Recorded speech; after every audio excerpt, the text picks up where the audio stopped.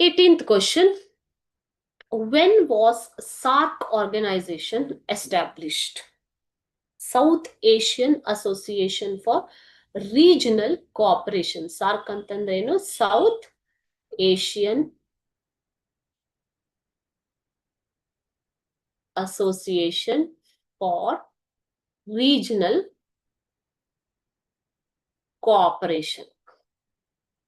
Okay, it is SARC. SARC was established in the year 1985. 1985ರಲ್ಲಿ ಇದು establish ಆಗಿರುವಂಥದ್ದು.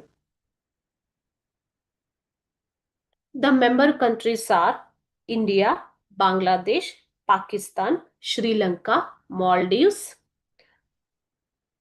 Nepal, Bhutan, and Afghanistan. These are the member countries of SARC. Okay, India, Nepal, Bhutan, Bangladesh, Pakistan, Sri Lanka, Maldives. And Afghanistan also. So ಇವೆಲ್ಲ ನಿಮಗೆ ಕೇಳಿಲ್ಲ. They have asked only in which year it's been established. One,